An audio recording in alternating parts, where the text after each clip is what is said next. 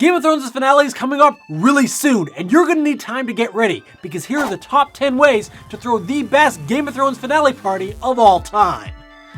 Whew, that was a mouthful. The select banner men and women that you'll be inviting to this party are probably the coolest people of all time, and they deserve a fitting Westerosian invitation. Fortunately, they don't have Facebook in Westeros, but they do have carrier ravens. Now, I really hope this is real, but there's a service called Pigeon, which offers real-life carrier pigeon letter deliveries, which will go perfectly with your scroll, wax seal, and sigil that you'll be learning how to make over here. Now, you could buy this cool Stark welcome mat, or you could brand yourself as a true fan by making your own with a quote that isn't sarcastically plastered on bus shelters. But really, that sounds hard, so here's a website that'll do it for you. Now it's time for my favorite part, the drinks. I really thought I had something there. Now, you could buy this awful Game of Thrones branded beer, or you could actually just buy some of these wines that were recommended to me based off of the descriptions in the book by a wine guru I know. My sister. Though she's actually a wine guru. Whatever that's called. Sommelier?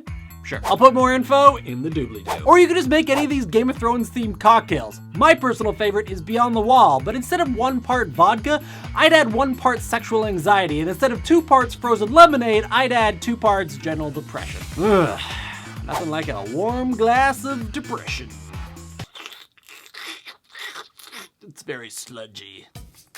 Ooh, what was that voice? Hopefully you haven't sent out the invites yet, because you, not me, totally forgot to tell everyone that a costume is a must. Extra points to anybody who shows up with a real wolf's head sewn to their shoulders.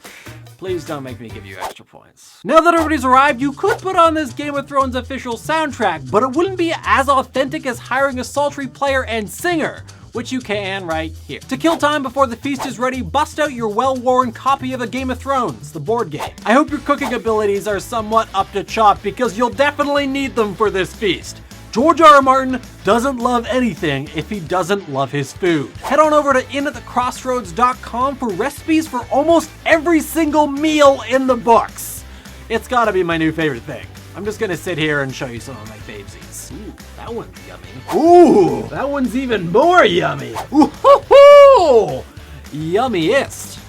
That's not a word. Now that you're ready to watch, bust out the rules for the Game of Thrones drinking game so you can binge away your sadness. And finally, don't forget the Game of Thrones finales are never really happy affairs. Be sure to keep a camera running on your face the entire night, and to keep a crate of tissues within reach. You want more Game of Thrones party planning ideas? Chelsea Monroe Castle from In at the Crossroad, you know, the site I mentioned earlier, actually has an entire book dedicated to the subject. She's actually the same person who did the Game of Thrones cookbook.